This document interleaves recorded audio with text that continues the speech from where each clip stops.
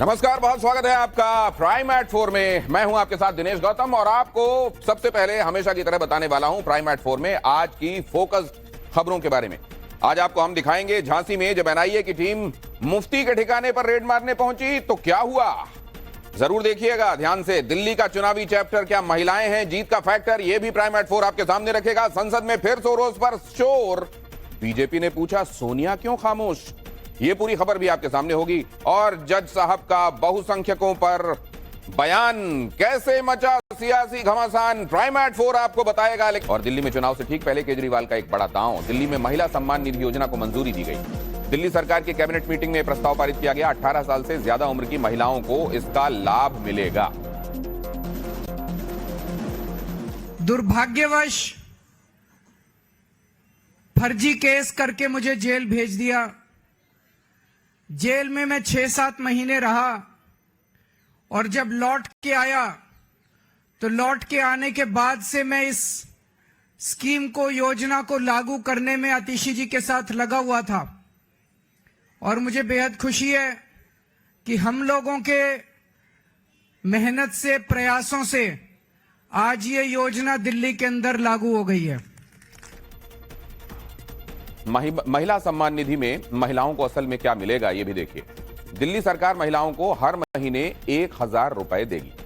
इसे महिला सम्मान निधि योजना का नाम दिया गया है। 18 साल की उम्र पूरी करने वाली हर महिला को इस स्कीम के दायरे में लाया जाएगा। केजरीवाल ने यह भी कहा कि चुनाव के बाद महिलाओं को हर महीने मिलने वाली रकम को बढ़ाकर 2100 रुपए कर दिया जाएगा। क्या महिला सम्मान निधि योजना दिल्ली का चुनावी गेम बदल कर रख देगी? क्या महिला शक्ति दिल्ली के चुनाव में अहम भूमिका निभाएगी? इस बारे में दिल्ली की सीएम आतिशी का क्या कहना है, हमारे संवाददाता पुलकित नागर का आतिशी के साथ super exclusive interview. Delhi cabinet से आज महिला सम्मान योजना अप्रूव हो गई है। दिल्ली की मुख्यमंत्री आतिशी हमारे साथ हैं, तो इससे दिल्ली की महिलाओं को कितना फायदा होने वाला है और कब से फायदा होने वाला है? देखिए, दिल्ली की महिलाएं मार्च के महीने से इंतजार कर रही हैं कि जो अरविंद केजरीवाल जी ने उन्हें सम्मान राशि का वादा किया था वो कब आएंगी। लेकिन अरविंद केजरीवाल जी को जेल में डाल के इन लोगों ने महिलाओं को ये सम्मान राशि जो मिलनी थी उसको रोकने की कोशिश करी। लेकिन अरविंद केजरीवाल जी को कोई रोक नहीं सकता है और जेल से आने के बाहर लगातार दिन रात हमें मार्गदर्शन देके आज दिल्ली के कैबिनेट ने ये स्कीम पास कर दी है। इसका रजिस्ट्रेशन जल्द ही कुछ ही दिनों में खुल जाएगा और मुझे उम्मीद है कि चुनाव के तुरंत बाद पहली जो इंस्टॉलमेंट है वो दिल्ली की महिलाओं के बैंक अकाउंट में आ जाएगी। ये पहली इंस्टॉलमेंट चुनाव के बाद में आएगी? अब क्योंकि शायद अगले 10-15 दिन में आचार संहिता लग जाएगी तो शायद पहली इंस्टॉलमेंट चुनाव के बाद ही आएगी। अच्छा, सीएम बनने के बाद में मुझे लगता है आपके ऊपर सबसे बड़ी जिम्मेदारी यही थी, क्योंकि अरविंद केजरीवाल इसका जिक्र कर रहे थे बार बार। तो एज अ सीएम जब आपने शपथ ली है तो उसके बाद सबसे बड़ा टारगेट आपका यही था क्या? देखिए, मुझे तो इनफैक्ट इस बात पे गर्व है, एक महिला मुख्यमंत्री होने के नाते आज ये महिला सम्मान राशि हमने पास कर दी है कैबिनेट में। देखिए, एक महिला के लिए सबसे बड़ी परेशानी क्या होती है, अपने छोटे छोटे खर्चों के लिए उन्हें किसी ना किसी पुरुष के सामने हाथ फैलाने पड़ते हैं। तो छोटी होती हैं तो पिता के सामने, बड़ी हो जाती हैं तो अपने पति के सामने, बुजुर्ग हो जाती हैं तो अपने बेटे के सामने। महिलाओं का ये दर्द अगर इस देश के इतिहास में एक नेता ने समझा है वो अरविंद केजरीवाल ने समझा है। अच्छा, आप ने फाइनेंस मिनिस्टर भी आप रही, तो इस योजना का फाइनेंस पे क्या असर पड़ने वाला है? दिल्ली के कितना पैसा आपको निकालना होगा और कैसे आप उसे एडजस्टमेंट करने वाले हैं? आप 2013 का समय याद करिए, जब आम आदमी पार्टी पहली बार चुनाव लड़ी थी और हम कहते थे बिजली हाफ पानी माफ, उसके बाद कहते थे हम बिजली फ्री करेंगे। कोई हम पे विश्वास नहीं करता था, लोग हम पे हंसते थे, लोग कहते थे कि अरविंद केजरीवाल लंबी लंबी फेंक रहा है, हो ही नहीं सकता, इतने पैसे ही नहीं है सरकार के पास। लेकिन किया। दिल्ली में लाखों परिवारों का बिजली का बिल इस महीने और पिछले कई महीने, पिछले कई सालों से जीरो आ रहा है। करके दिखाया कि नहीं दिखाया? उसी तरह से दिल्ली की हर महिला को अब तो 1000 रुपए नहीं, सरकार फिर से बनने के बाद 2100 रुपए की सम्मान राशि दिल्ली में 18 साल से उम्र की ज्यादा की हर महिला को अरविंद केजरीवाल जी और आम आदमी पार्टी की सरकार। बजट नहीं बताया आपने कि बजट कितना लगेगा इसके लिए सरकार? जितना बजट लगेगा उतना बजट दिल्ली सरकार के पास है। दिल्ली सरकार इस देश की एकमात्र ऐसी सरकार है जो घाटे में नहीं चलती। और बीजेपी ने महिला सम्मान निधि पर आम आदमी पार्टी को घेरा है। अमित मालवीय ने सोशल मीडिया पर लिखा, अरविंद केजरीवाल का एक और झूठा वादा, जनता का भरोसा केवल मोदी की गारंटी पर है। और ये बड़ी खबर ग्रेटर नोएडा में हैरान करने वाली वारदात। बर्थडे पार्टी में दोस्त ने चाकू मारकर हत्या कर दी। ग्रेटर नोएडा के बीटा 2 इलाके की घटना, अंसल गोल्फ लिंक 1 सोसाइटी की ये घटना है। मामला दर्ज कर पुलिस जांच में जुटी हुई है। अब तक 2 लोगों को पुलिस ने हिरासत में लिया है। झांसी में एनआईए और एटीएस की टीम को भीड़ ने घेरा। मुफ्ती खालिद को लेकर निकल रही थी एनआईए। भीड़ में शामिल महिलाओं ने एनआईए की टीम को घेर लिया। महिलाओं ने एनआईए और एटीएस टीम को रोकने की कोशिश की। पूछताछ के बाद मुफ्ती खालिद को लेकर निकली एनआईए। मुफ्ती खालिद का काम ऑनलाइन दीनी तालीम देने का रहा है, लेकिन जाहिर है इसमें ऐसी बातें शामिल हैं जो नेशनल सिक्योरिटी को सैबोटाज करती हुई दिखाई दे रही होंगी। और इसीलिए एनआईए और एटीएस की टीम ने जब यहां पहुंचकर पूछताछ की और मुफ्ती को लेकर जाने लगी, तो आप देखिए वहां भीड़ कैसे जमा हो गई, महिलाएं जमा हो गई और फिर क्या हुआ, तस्वीरें आपके सामने। हम ऑनलाइन पढ़ा रहे हैं, 10, 11, 12 साल से ऑनलाइन पढ़ा रहे हैं। आपके पास? हमारे पास सबसे ज्यादा इंडिया के हैं। इंडिया के सब बच्चे पढ़ते हैं। बाहर के जो बच्चे वो इंडिया ही के बच्चे हैं। बाहर के बाहर के बच्चे जैसे कि आपके क्या कहते हैं इंग्लैंड के हैं, और आपके इस्लामिक कुरान कायदा छोटे छोटे बच्चे वो भी इंडिया ही के हैं। कोई अरब कंट्री का कोई नहीं है। मदरसा चलाते हैं? और मकतब चलाते हैं, कोचिंग चलाते हैं, coaching centre, Islamic coaching centre है। और इस बीच इसी से जुड़ी एक और खबर देखिए। मुफ्ती खालिद से एनआईए की पूछताछ जारी है। झांसी के साइबर थाने में चल रही है पूछताछ। साइबर थाने में किसी को भी अंदर जाने की इजाजत नहीं है। विदेशी फंडिंग के मामले में एनआईए की जांच जारी है। इस बस्ती के अंदर आप मुआयना कर सकते हैं। नेक लोग हैं, 5 टाइम में नमाजी परहेजी हैं, मुफ्ती आदमी हैं। और भाई आप जांच करके जो सच है वो सामने लाए जाए। और झूठ फरेब तो आजकल बहुत ज़्यादा चल रहा है। किसी के भी विषय में झूठ बोला जा सकता है। और मेरा यहाँ तक अंदाज है ये कि ये शहर के जिम्मेदार लोग हैं, मुफ्ती हैं, इसलिए हो सकता है उछाला जा रहा हो। एनआईए रेड से जुड़ी बड़ी खबर भी देखिए। आतंकी साजिश के मामले में एनआईए की छापेमारी। जैश ए मोहम्मद आतंकी संगठन मामले में रेड। अनंतनाग, बड़गाम, बारामूला, रियासी में ये छापे मारे गए। लोगों को कट्टरपंथी बनाने, आतंकवाद फैलाने का ये मामला। इससे पहले इस मामले में एनआईए के अधिकारियों ने असम, महाराष्ट्र, यूपी, दिल्ली और जम्मू कश्मीर में ऑपरेशन चलाया था और मुख्य आरोपी शेख सुल्तान अयूबी को गिरफ्तार कर लिया गया था।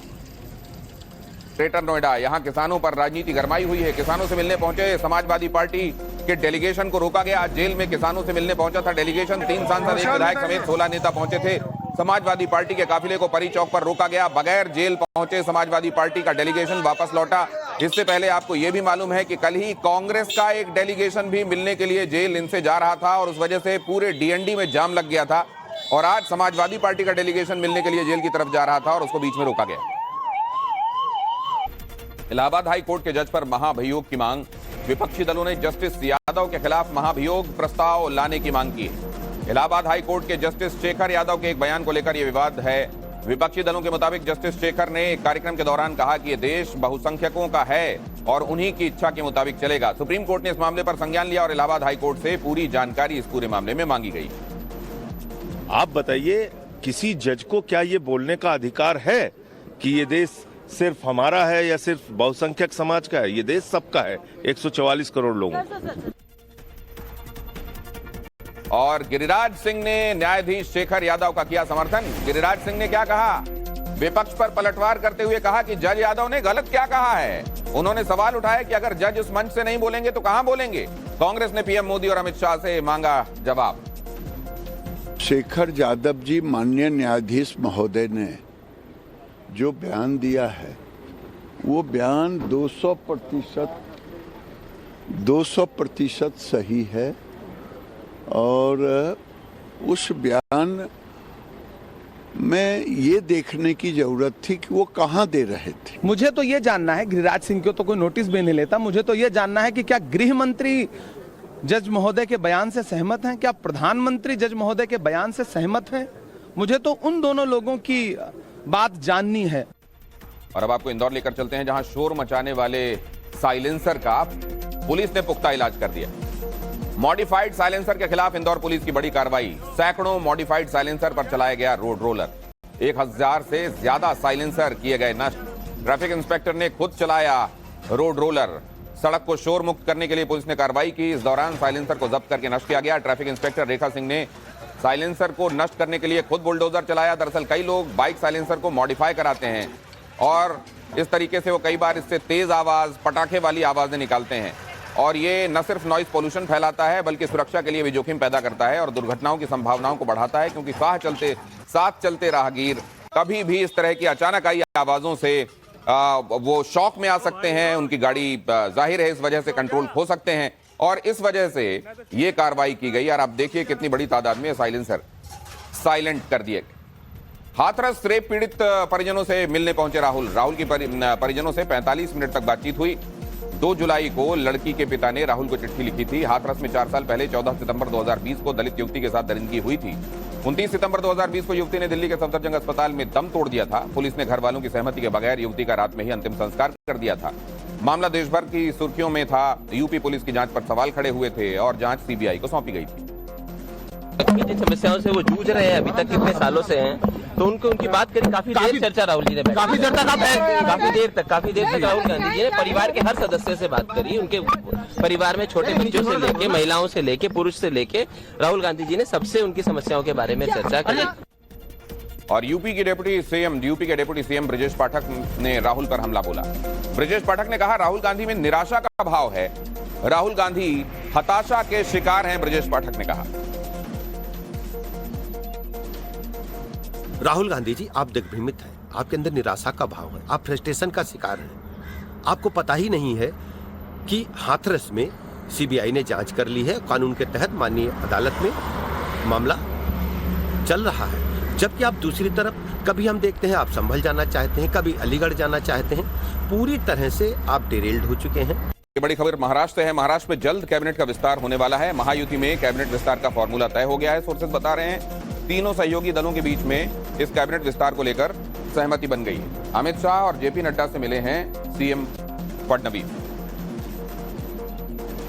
और इसी से जुड़ी एक बड़ी खबर आपको आगे दिखाऊंगा, लेकिन उससे पहले आपको बता दूं कि किस पार्टी के कितने मंत्री होने वाले हैं। यहां पर आप देख रहे हैं यही डिस्क्रिप्शन जो हमें जानकारी मिली है। उसके मुताबिक भारतीय जनता पार्टी के कोटे से 20 से 21 मंत्री होंगे।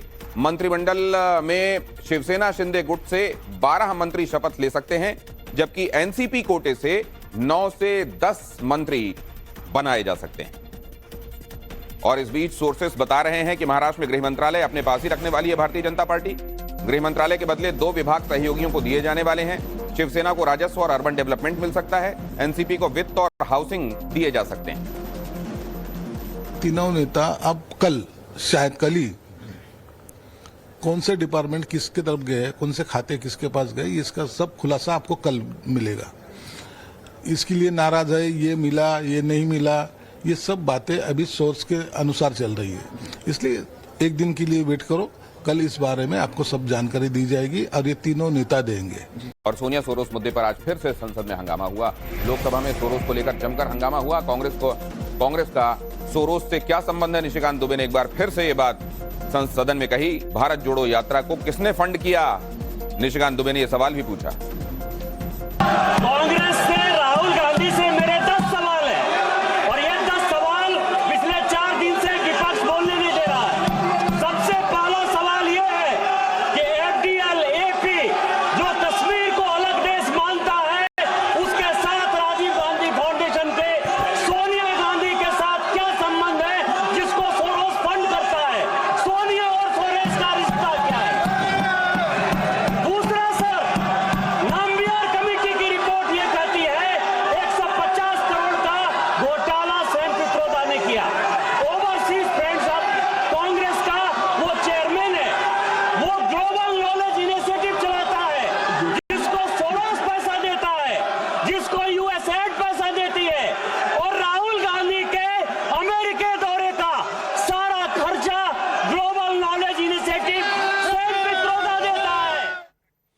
ये बड़ी खबर देखिए, पश्चिम बंगाल में बनाया जा रहा है जगन्नाथ मंदिर।